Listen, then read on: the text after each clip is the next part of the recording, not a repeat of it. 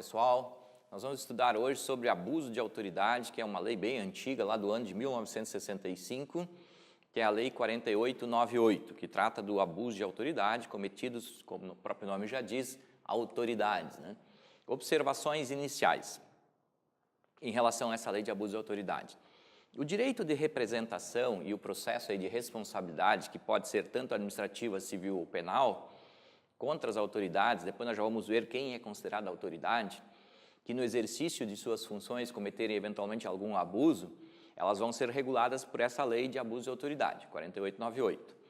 Quanto ao processo administrativo, tem um detalhe que às vezes cai em prova.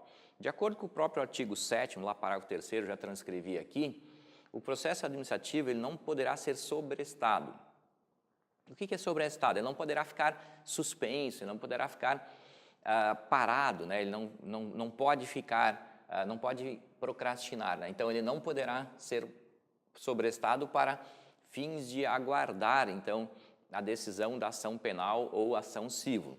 Então o processo administrativo segue, mesmo que não tenha ainda iniciado ou não tenha uma decisão final tanto no processo civil quanto no penal. A sanção aplicada ela será sempre anotada, então, na ficha funcional do servidor, na autoridade civil ou militar, para que conste lá se ele cometeu ou não na ficha funcional algum abuso de autoridade. Quem é que pode ser o sujeito ativo nesse crime de abuso de autoridade? O próprio nome já diz, ó, é a autoridade, mas não é absoluto, não pode não ser somente a autoridade. Já vamos ver que um particular também, eventualmente, poderá cometer e ser sujeito ativo, isso pode cair numa questão. Então, o sujeito ativo é a autoridade, que é um funcionário público, que é ocupante, então, de um cargo, de um emprego, de uma função pública, tanto civil ou militar. Tem o artigo 327 lá do Código Penal que descreve, né, quem é funcionário público, quem é equiparado, considerado também funcionário público. Né? Deve estar na ativa, é um outro detalhe que tem algumas provas, algumas bancas que podem questionar. Ele deve estar no exercício da função, ele não pode estar aposentado, então ele deve estar efetivamente trabalhando para cometer esse crime de abuso de autoridade. Se ele cometer um crime que se enquadra nessa lei e ele está aposentado, ele vai responder por outro dispositivo, outro ordenamento jurídico, mas não o abuso da autoridade. Pode ser um sujeito ativo também o particular, mas para o particular ser sujeito ativo do crime de abuso de autoridade, o particular ele deve ter ciência, né? Esse fato deve ter sido praticado em concurso com o funcionário público, junto com o funcionário público, e ele deve ter, então, consciência dessa situação, que ele está cometendo um crime de abuso de autoridade junto com o funcionário público. Um exemplo hipotético, assim, vamos imaginar que tem um jogo de futebol e o agente público, a brigada militar, vá nesse campo, a autoridade policial, né, vá nesse campo lá, separar uma briga de torcida. E algum particular ajuda o policial, vai lá junto com o policial cometer um abuso batendo numa um outro integrante da torcida rival. Então ele poderá estar cometendo um crime de abuso de autoridade junto com essa autoridade se ele tem ciência, conhecimento dessa situação. Um exemplo hipotético. Quem é o sujeito ativo? Nós temos o sujeito imediato, que é o Estado. Né? O Estado é o sujeito ativo, passivo desse crime de abuso de autoridade. E o sujeito passivo imediato é a vítima, a própria vítima que sofreu, então, este abuso. Outros detalhes importantes em relação a essa lei. De acordo com o artigo 5º, considera-se autoridade para os efeitos dessa lei, artigo 5º da Lei 4898, quem exerce cargo, emprego ou função pública de natureza civil, né, ou militar, ainda que transitoriamente, cuide desse detalhe, ou sem remuneração. Não necessariamente que ele tenha que ter uma remuneração. Ele pode, eventualmente, transitoriamente, né, e sem remuneração, estar cometendo um crime de abuso.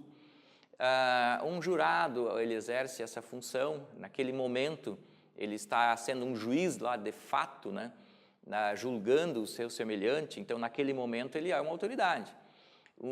Quem trabalha nas eleições, um mesário, poderá ser eventualmente também cometer um crime de abuso naquele momento, mesmo que seja transitório e eventual, que ele exerça por um dia essa função, ele está exercendo uma função pública naquele dia. E ele não está recebendo uma remuneração, então ele poderá eventualmente ser enquadrado também. Cuidem desse detalhe, eles podem colocar na prova que sempre deve ser remunerado. Não, nem sempre. Os crimes de abuso de autoridade, eles são considerados crimes próprios. Por que crimes próprios? Porque só pode ser cometido por funcionário público. Temos aquela exceção lá que nós já vimos antes, que o particular, né, se ele cometer junto com o funcionário público em concurso e tiver ciência dessa situação, ele também poderá eventualmente cometer, então, esse crime de abuso de autoridade. Mas ele é um crime próprio porque só pode ser cometido, então, por funcionário público, mas tem essa exceção que nós comentamos. Quanto à conduta desses crimes de abuso de autoridade, elas somente são dolosas.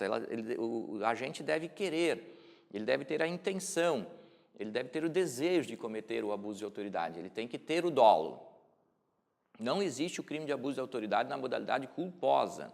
Então, se um dia vocês fizerem uma prova e cair isso, só tem na modalidade dolosa. Quanto à questão da tentativa,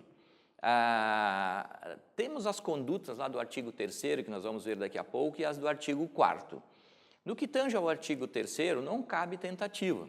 O fato de atentar, né, contra a liberdade de locomoção, por exemplo, já é um crime, já consuma o crime. Já aquelas condutas do artigo 4º, que também são consideradas abuso de autoridade, algumas admitem tentativa e outras não admitem tentativa. Depois, quando nós chegarmos no artigo 4º, eu vou mencionar aquelas que admitem e as que não admitem tentativa. Quanto ao crime, ele é instantâneo. Por que instantâneo? Ele se consuma no momento da conduta, por isso que é considerado um crime instantâneo. Na sequência, outros detalhes iniciais em relação a essa Lei 4898, tudo isso pode cair numa prova que vocês eventualmente venham fazer, dependendo do tipo de concurso que vocês vierem a fazer, eles poderão perguntar, questionar, se cair na prova, a Lei 9.099 de 95, que trata dos juizados especiais criminais, o GECRIM. Então, como a pena máxima nesse crime de abuso de autoridade não ultrapassa 2 anos, aplica-se o GECRIM. E por que aplica-se o GECRIM? Como a infração aqui é de menor potencial ofensivo, aplica-se o GECRIM.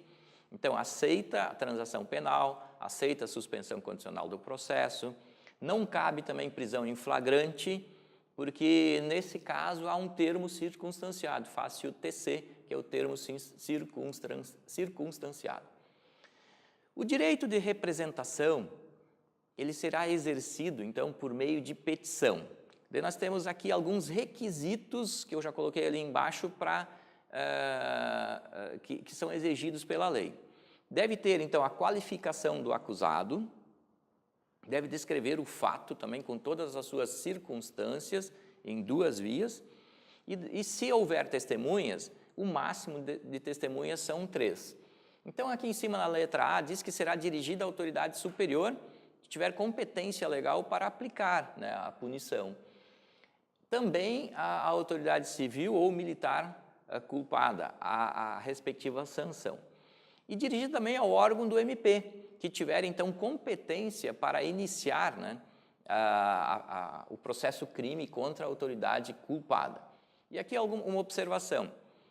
A representação ela será feita em 2 vias e conterá, então, a exposição do fato, que são os requisitos aqui, né, constitutivo, a exposição do fato constitutivo do abuso de autoridade, né, com todas as circunstâncias, a qualificação aqui do acusado, o requisito, e o rol de testemunhas, caso houver testemunhas, o máximo 3 testemunhas. Na sequência aqui, mais algumas considerações em relação à Lei 4898. Um cuidado que nós temos que ter, que pode cair na prova, como eu já vi que caiu, a representação da vítima, ela não é uma condição de procedibilidade, pois ela tem natureza apenas de notitia criminis, né, de notícia do crime, de informar o fato às autoridades, né.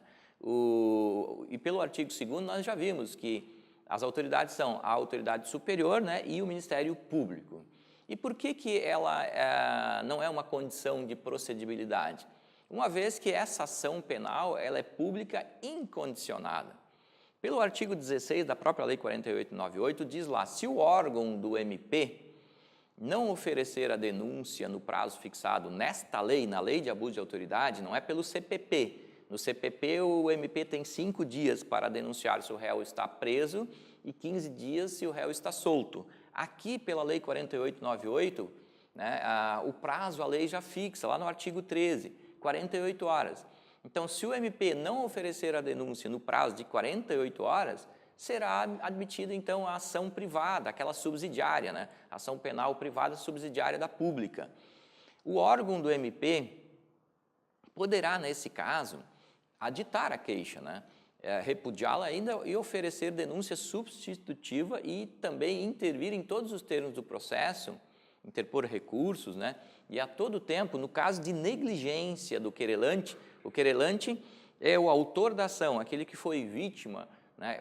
Vai ser aquele que sofreu algum abuso, ele vai entrar com essa ação, né?